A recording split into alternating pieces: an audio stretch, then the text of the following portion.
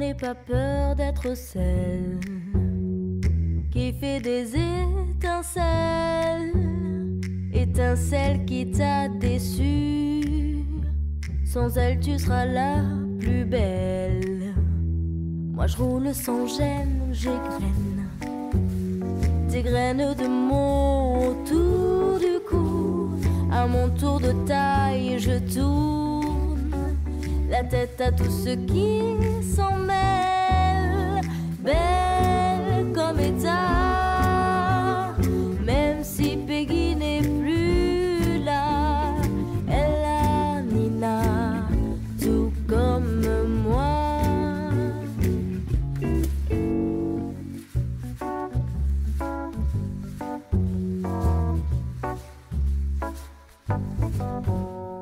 Je ne veux pas être une madone qu'on enferme dans l'oubli. Je veux qu'on me chante comme fredonne jusqu'à l'insomnie. Ils seront tous à mes pieds, la tête tour à tournoyer. Je veux pas qu'on m'enterre sur terre, avec mes étoiles j'espère. Belle comme état, même si Peggy n'est plus là, elle a Nina, tout comme moi.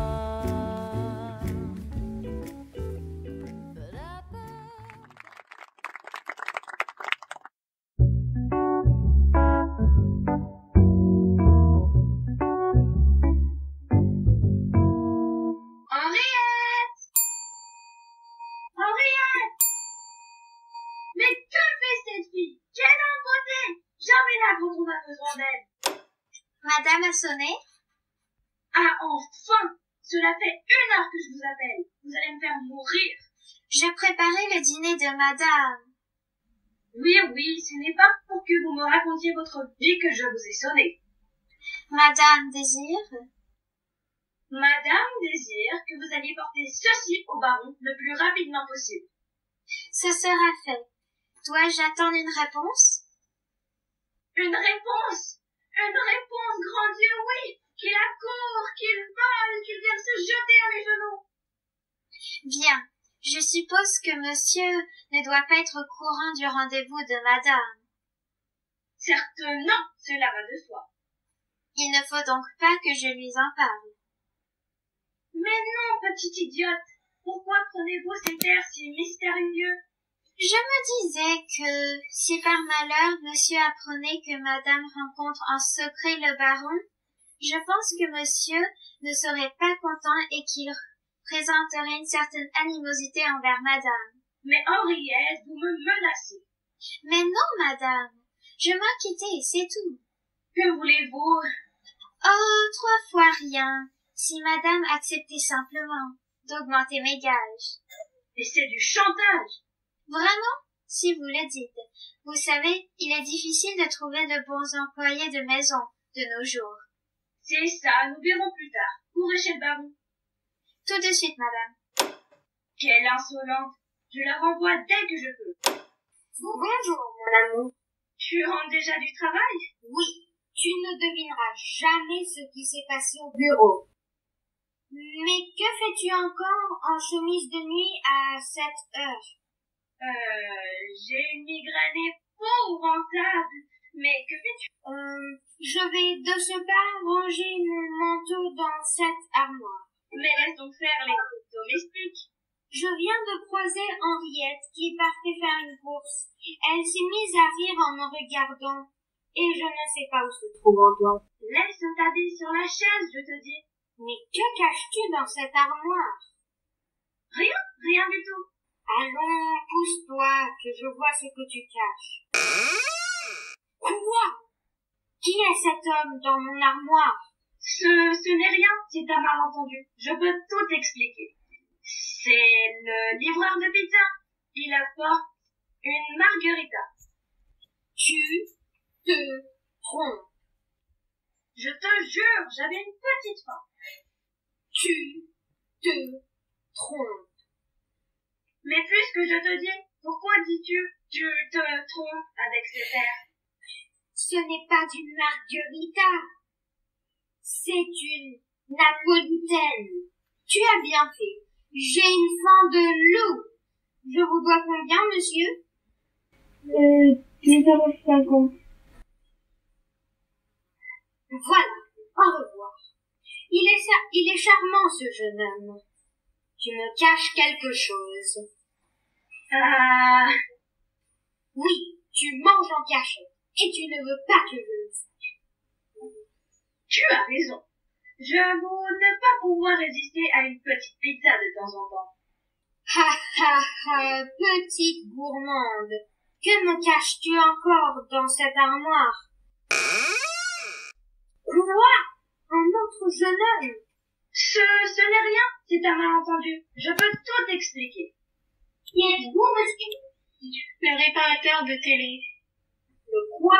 Il n'y en a pas de télé. C'est pour cela que je lui ai demandé de venir.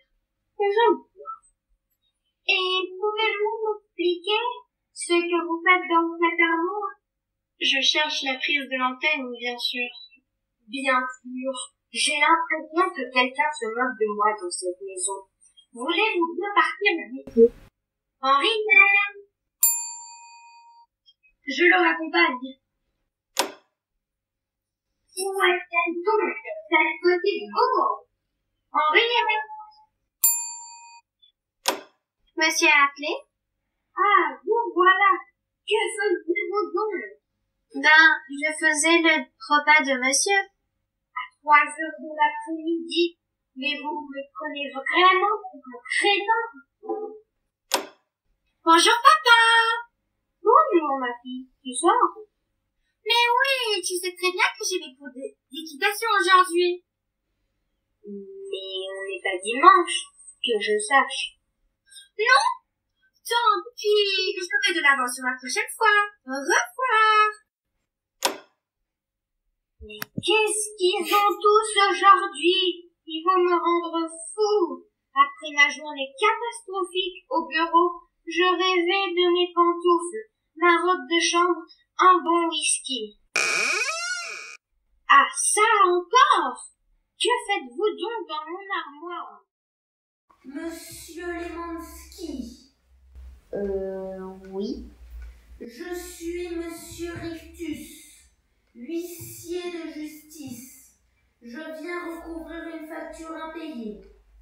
Une facture impayée? Impossible. Faites-moi voir. Une facture pour des places de théâtre. Des places de théâtre? Et vous avez besoin de venir en personne pour de malheureuses places de théâtre? C'est ridicule. C'est qu'il y en a un certain nombre. Qu'à cela ne tienne. Donnez-moi cela que je vous règle sur le champ. Quoi? 1500 places de théâtre? Il doit y avoir une erreur. Il n'y a pas d'erreur. C'est bien 1500 places de théâtre que vous devez me régler. Mais comment est-ce possible? Je ne vais jamais au théâtre. Votre femme, si. Mais c'est impossible. Elle n'a pas pu y aller 1500 fois. Écoutez, vos problèmes de couple ne me regardent pas. Faites-moi un chèque immédiatement ou je me verrai contraint de prévenir votre employé. C'est combien? 3500 € plus les frais d'impayés et mes honoraires, ce qui fait 5300 €. Bien, voilà votre chèque. Merci. Vous êtes bien aimable. Je vais donc disposer. Faites une dernière chose. Oui. Pouvez-vous me dire pourquoi vous sortez de mon armoire? Pardon? Je voudrais savoir pourquoi vous sortez de mon armoire. Vous vous moquez de moi? Vous voulez vraiment que je m'intéresse à votre cas? Non. Je vais vous faire un contrôle fiscal. Non, non, je demandais ça juste pour savoir. Monsieur, je ne vous salue pas. Au revoir, monsieur. Quel mal embouché. On dirait une porte de prison. Il m'a fait peur. Mais que se passe-t-il dans cette maison? 1500 places de théâtre, des hommes dans mon armoire. Je ne comprends pas. Et cette armoire, j'en aurai le cœur net. Mais c'est immense ici.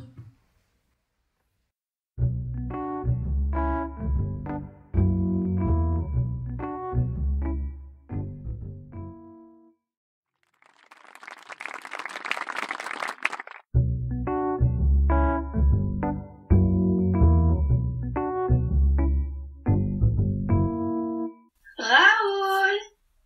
Raoul? Mais il est parti où? Il a dû retourner au travail. Tant mieux. Il a failli se douter de quelque chose. Entrez, cher baron. Chère madame, je suis honorée. Allons, baron, arrêtez vos simagrées. Vous vous croyez dans une pièce de boulevard? Croyez-vous que je suis en train de prendre un amant? Je ne comprends pas. Écoutez, je vous ai demandé de venir pour parler de... Vous ne comprenez pas? Pensez-vous que toutes ces personnes sont là par hasard? Quelle personne?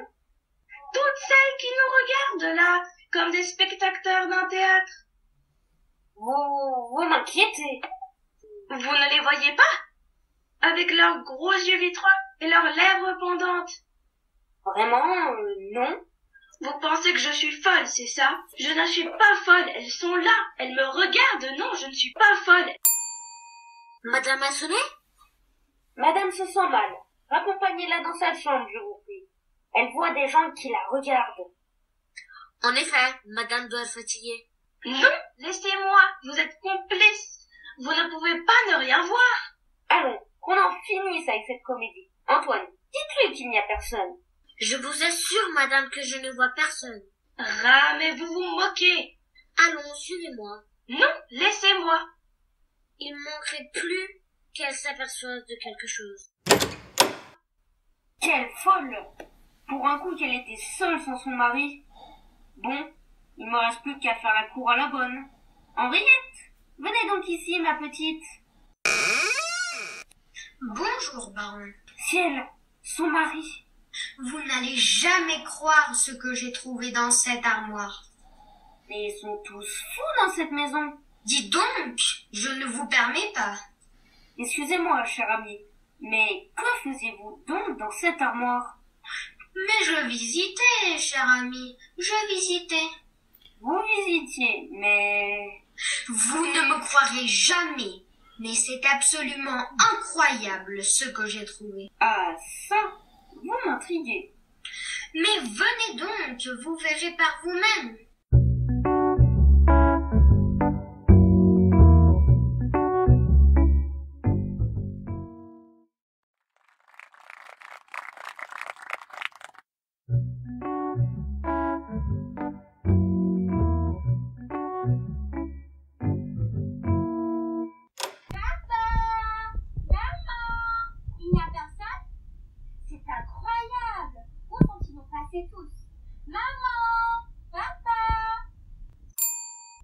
Madame a appelé? Oui, Henriette. Savez-vous où se trouvent mes parents? Madame est souffrante et je ne sais pas où se trouve monsieur. Bon, ce n'est pas grave. Je vais les attendre ici. Des amis viennent prendre le thé. Vous les ferez venir ici dès qu'elles arriveront. Vous entendez? Oui, madame. Henriette, Oui, madame. comment me trouvez-vous? Comment, madame? Comment me trouvez-vous aujourd'hui? Charles doit passer cet après-midi. Oh, ne vous inquiétez pas. Madame est très jolie. Merci, Henriette. Ah, j'entends sonner. Dépêchez-vous d'aller ouvrir. J'y cours, madame. Elle est gentille. C'est étrange, ces lumières. On dirait des spots. Non, c'est n'importe quoi. Et ces rideaux rouges. Cela me rappelle de quelque chose. Ah, Antoine, vous étiez là? Bonjour, mademoiselle, vous parlez toute seule? Non, j'étais intriguée par ces rideaux rouges. Pourquoi font-ils ces rideaux? En quoi sont-ils étranges? Qu'ils ne sont pas étranges, ces rideaux.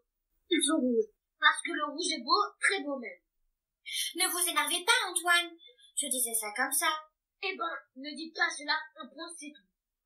Excusez-moi, Antoine. Si j'avais su que cela vous touche comme cela, je n'aurais rien dit.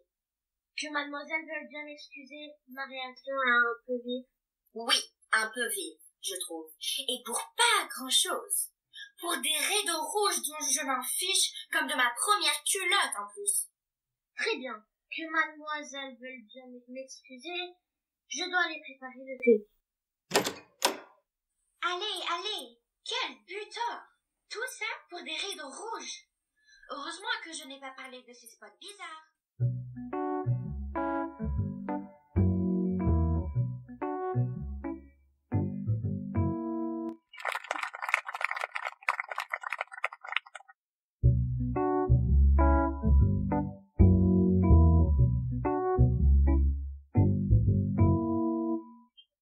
Amélie, tu es resplendissante, ma chérie.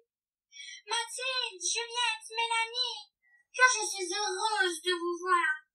Mais venez vous asseoir et racontez-moi les derniers potins de Paris. C'est vrai que tu ne sais rien des histoires de la capitale. Tu es perdue à la campagne. Que c'est triste. Pourtant, il s'est passé des choses extraordinaires depuis que tu es venue. Tu n'avais pas encore tes oreilles. Ne me faites pas languir, racontez. Eh bien, pour commencer, le comte Artaud se marie avec une petite jeune de 18 ans. Le comte Artaud, ce vieux monsieur. Oui, et ce n'est pas tout. Il organise un mariage dans la plus stricte intimité. Tu parles, il ne veut pas faire de frais. Le raison. Quoi d'autre? Racontez. Madame Mars est morte il y a 8 jours. D'un rhume de poitrine. La pauvre. On raconte qu'elle était avec son amant dans le jardin quand elle a attrapé froid. Elle ne devait pas être très habillée. Mais parle-nous un peu de toi, ma chérie. Comment se passe ton séjour ici? D'une tristesse. Ma pauvre. Mais que cache ce petit sourire? Tu as rencontré quelqu'un? Raconte. Il est beau? Quel est ton nom? Mais tu vas parler à la fin? Il s'appelle Charles. Il est très beau. Est-il de bonne famille? Il est riche. La petite cachetière. Tu ne trouves pas qu'elle est resplendissante? Mathilde, que se passe-t-il? Rien, il m'avait semblé. Quoi donc? Il m'avait semblé entendre quelque chose, ou plutôt quelqu'un, comme un bruit de foule. Mais de quoi parles-tu? Non, c'est impossible. Pourtant, il me semble qu'il y a du monde. Mais vous déraillez complètement, ma pauvre fille. Il m'a semblé entendre une femme et des enfants. Mais non, je ne vois rien, pourtant c'est étrange. Cette pauvre Mathilde perd un peu les pédales. C'est le grand air qui lui monte au cerveau. Comprenez-vous, ma fille? Allons, vous voyez bien que nous sommes seuls. Vous êtes sûre de vous dire? Vous n'avez rien entendu comme une clameur? Cela suffit. Arrêtez tout de suite cette folie. Nous rendons visite à une amie. Nous sommes chez Anne. Vous n'avez pas le droit de vous comporter ainsi. Bien.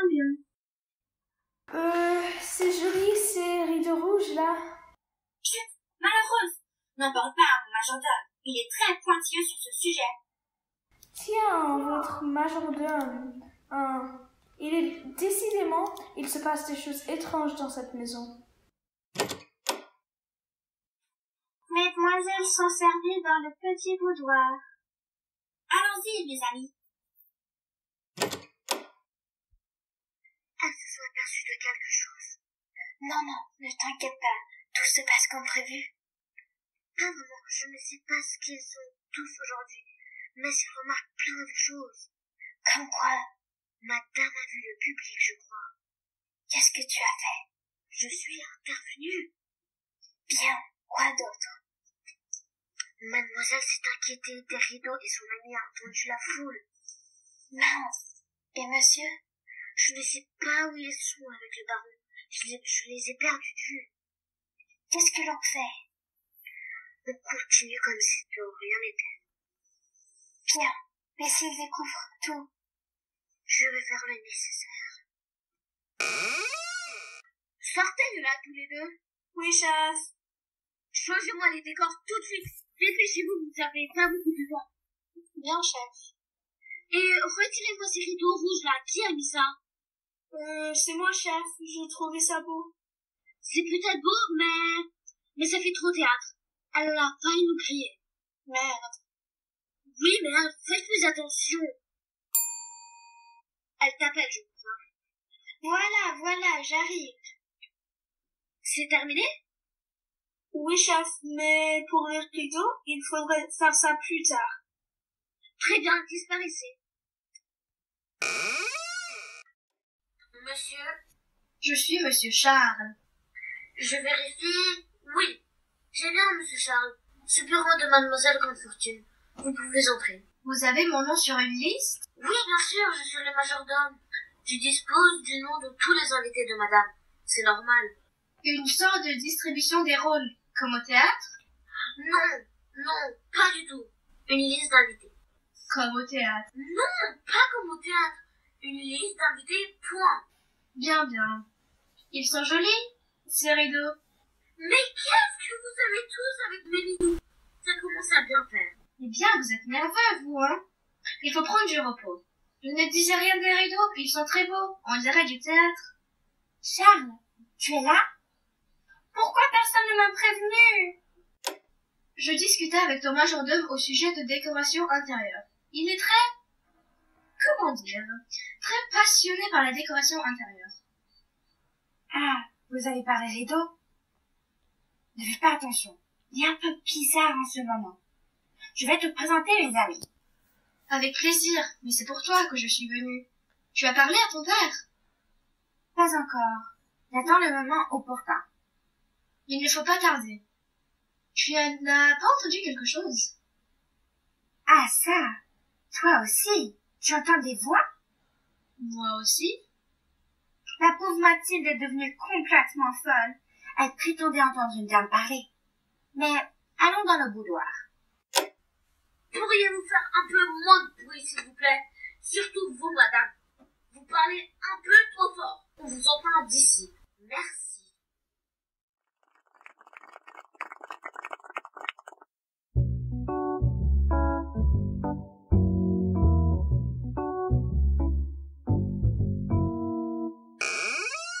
C'est extraordinaire. Il faut tout de suite avertir quelqu'un. Immédiatement. Ne travaillez-vous pas au ministère, cher baron? Tout à fait. Je préviens tout de suite les autorités compétentes. Il est de votre devoir de faire cesser cette mascarade. Antoine? Monsieur appelé? Êtes-vous au courant de ce qu'il se passe dans cette armoire? Quand allez-vous par là, monsieur? Ah, ne prenez pas ce petit air avec moi. Je vois clairement dans votre jeu. Je ne comprends pas ce que monsieur dit. Cette armoire. Ah, monsieur parle de cette armoire. Oui, cette armoire. Une armoire ouverte sur un autre monde. Oh, un autre monde, comme monsieur y va. Une armoire qui donne sur un couloir et qui débouche sur les coulisses d'un théâtre. J'appelle ça un drôle de micmac. Expliquez-moi ce qui se passe. Ce n'est rien, monsieur, rassurez-vous. C'est juste que monsieur et madame sont... Nous sommes quoi? Fous? C'est ça? Nous sommes fous? Non, pire que cela. Morts? Nous sommes morts. Oh mon Dieu, je m'en doutais. Non, vous êtes des personnages de théâtre. Quoi? Mais ce n'est pas possible. Nous sommes, moi, ma femme, ma fille aussi. Oui, elle aussi. Et le baron? Et Henriette? Le baron aussi. Henriette est une comédienne. Et vous? Qui êtes-vous? Je suis responsable à la FFPPT. La Fédération française de protection des personnages de théâtre. La quoi? La protection des personnages? Mais nous ne sommes pas des animaux, ou que je sache. Je suis chargée de remettre les personnages de théâtre dans leur milieu naturel. Et c'est ça, mon milieu naturel? Un appartement bourgeois du 19e siècle, oui. Mais c'est quoi comme genre de pièce? Et je suis quoi, moi, comme personnage? C'est une pièce de répertoire comique. Une pièce de boulevard. L'armoire, cela s'appelle. Ah. Et moi, quel est mon rôle? C'est sans importance. Mais je veux savoir. J'exige de connaître mon rôle. Donnez-moi cette distribution. Je ne pense pas que cela soit nécessaire. Je le veux. Donnez-moi ça. Je suis donc... Quoi? Le mari cocu? C'est mon personnage? Oui. Le mari cocu? Ma femme? Alice? Alice, où es-tu? C'est la catastrophe. Que se passe-t-il? Il sait tout. Tout? Mais ce n'est pas possible. Où est-il? Il est parti chercher sa femme. C'est épouvantable. On a vraiment un métier pas facile. Quoi? Réparateur de télé? Bien non, t'es con. Technicien de théâtre. Intermittent du spectacle? Oui, c'est vrai. Déjà que les conditions de travail vont être modifiées et que nous devrons bosser 507 heures en 11 mois, puis 507 heures en 8 mois, afin d'être considérés comme intermittents. Cela n'englobe pas les répétitions diverses, les mises au point, les recherches de contrats, etc. Les intermittents participant massivement à des festivals et des spectacles de rue d'été ne peuvent plus compter sur une année complète pour remplir leur quota. Alors dans ces conditions, n'est-ce pas la culture française et la création qui sont menacées? Je pose la question. Tu fais quoi là, Michel? Excuse-moi, Bébert. L'habitude. Bon, faut y aller. Sinon, on ne sera pas payé, hein.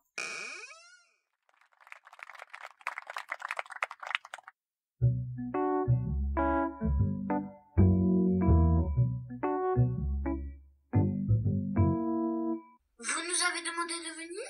Oui, nous souhaiterions vous parler. Nous avons lu la pièce dans laquelle vous nous faites jouer. L'armoire. Oui, alors? C'est pitoyable. Pardon? Je ne sais pas qui en est l'auteur, mais c'est affligeant de vulgarité. Ce n'est que tromperie, mensonge, quiproquo. Mais c'est un auteur célèbre du répertoire français. Pense encore que nous ne soyons que des personnages. Mais si nous sommes obligés de jouer toute notre éternité dans cette daube, non et non. Hors de question. Oui, mais... Nous refusons de jouer cela. Le mari cocu, la femme volage, le baron arriviste. La jolie idiote. Les trois amis maniérés. C'est hors de question. Mais que voulez-vous, bon sang? Nous exigeons un traitement plus décent. Nous voulons des personnages plus humains. Plus humain et plus crédible. Moins stéréotypé. Nous avons discuté entre nous et nous exigeons de changer le genre. Changer de genre? Comment ça? Nous voulons être des personnages de tragédie. Oui, c'est ça, de tragédie grecque. Titus, Bérénice, Phèdre. Écoutez, je ne sais pas, je peux toujours demander. C'est ça, allez, demandez. Antoine. Mademoiselle? Nous voudrions aussi, si c'était possible, des rôles Un peu plus importants. des premiers rôles, si c'était possible. Je vais demander, mais... Parce que franchement, 12 répliques chacune. On veut bien être gentil, mais faut pas exagérer non plus. On sert de faire valoir à l'autre pain bêche, là. Mademoiselle de bonne famille. On veut des rôles, des vrais, sinon. Je leur dirai cela. T'as intérêt. Tu te rends compte? Des personnages de tragédie? je me vois bien en héros grec. La robe me va à merveille. Se suicider sur le Colisée à Rome. La classe. Parlez aux dieux. Trop bien.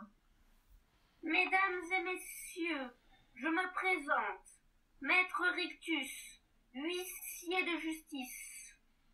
Oh non, encore lui. Je viens vous lire un communiqué de la direction de ce théâtre pour donner suite à une requête de monsieur. Suite à la demande formulée par une partie du personnel, la direction a décidé d'accéder tout ou en une partie aux revendications susnommées en accordant, et ce pour un délai d'1 heure, le droit exceptionnel et non reconductible de jouer dans un autre genre du drame, c'est-à-dire la tragédie. Il est bien entendu que chaque partie concernée s'engage à ne pas renouveler l'expérience qui pourrait être préjudiciable pour tous les rôles oubliés du théâtre. Ça veut dire quoi, ce cher Barbia? Ça veut dire que c'est d'accord. C'est vrai? Bravo. Les conditions d'exécution de la tragédie susnommée étant un drame antique d'une longueur de 1800 vers qui se passerait à Athènes, signé là et là. Voilà. Tout est en ordre, il me semble. Bon drame. Merci, au revoir. Vite, changeons de costume. Moi, je prends ça. Et moi, ce qu'il reste. Personne ne veut échanger contre cette petite tunique? Allez en place. Bon, qu'y a-t-il dans la distribution? Voyons voir, une princesse et sa servante. Allez, en place.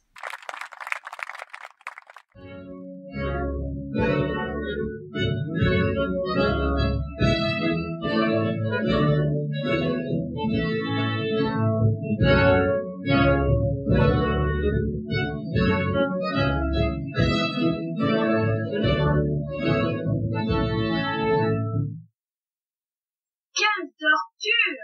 Que fait donc cette fille? Devrais-je attendre encore que le soleil ne suive? Et faut-il de mes jours attendre jusqu'au soir? De cette servante espérer le bon vouloir? Madame a-t-elle fait entendre son impatience et condamné mon impardonnable absence? Cela fait 1 heure que je vous sers de venir. Ah, allez-vous enfin me laisser mourir? Du dîner de madame, je faisais la corvée. Que m'importe enfin votre vie de valet? Serais-je informée de ce que madame désire? Que sur le champ, le baron vous a liquidé. Je pense que monsieur ne doit rien savoir de ce galant rendez-vous et de vos histoires. Ah ça, impudent! Il semble sûrement si dans mon cœur, monsieur connaissait les tourments. Je m'en doutais. Je vais de ce nonchalant cacher votre idylle et prévenir votre amant. Ah, ma femme, dans quel état je vous trouve séant? Vous, ici? Mais que faites-vous de retour maintenant? Je reviens de la guerre où les dieux furent cléments. Que me cachez-vous dans cet espace de rangement? Quoi? Un homme caché? Serait-ce votre amant? Pouvez-vous m'expliquer ce que fait là ce manant? Je peux tout expliquer, mais sans doute me tarde. La folie me guette et un noir sous fourreau. Ne sommes-nous pas en train de reproduire présentement la même pièce dans un univers différent? Et que de la tragédie ne surgisse le comique, ce sera ennuyeux, voire catastrophique. Ce serait en effet pénible et très facile, et je me tourne une fois encore vers les cieux. Sommes-nous tous condamnés éternellement à vivre pour toujours dans nos rôles d'avant, chacun son personnage dans la sans doute ville, moi le mari cocu, vous la femme versatile. Il nous avait prévenu de cette difficulté. Il est impossible d'expliquer sa destinée. Votre rôle de cocu est écrit pour vous. De changer, vous ne pouvez sans devenir fou. Le rôle est choisi par l'auteur et le comédien. Mais le rôle, comme dans la vie, lui, ne choisit rien. Pourquoi Pourquoi alors parlons-nous en alexandrin? Nous ne pouvons même pas choisir notre destin. Décidons d'arrêter et parlons normalement. Mais vous ne le pouvez pas faire autrement. Votre signature est en bas d'un document. Je vous tiens par contrat. Vous en avez fait le serment. Le serment? Rien du tout. Je m'arrête quand je veux. Moi, je vais vous montrer que je n'obéis pas aux dieux. Malheur, c'est impossible et je me rends compte que de parler autrement, je ne peux et j'ai honte. Taisons-nous alors. La pièce s'arrête. Cette idée, il me semble loin d'être bête. Du silence, jamais le drame ne surgit. Taisons-nous et saluons, et la pièce est finie. Vous ne pouvez pas. Arrêtez. N'applaudissez pas. Je vous l'interdis. Arrêtez. C'est un ordre. Ne partez pas. À cause de vous, public bavard et malpoli, du haut de mon estrade, je vous hais. Vous maudis, et pour me venger, je descends de ces tréteaux pour vérifier vos déclarations d'impôts.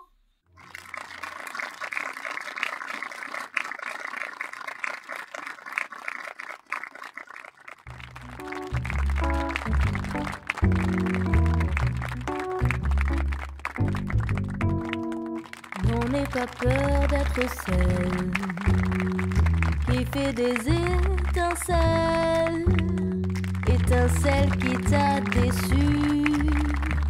Sans elle tu seras la plus belle.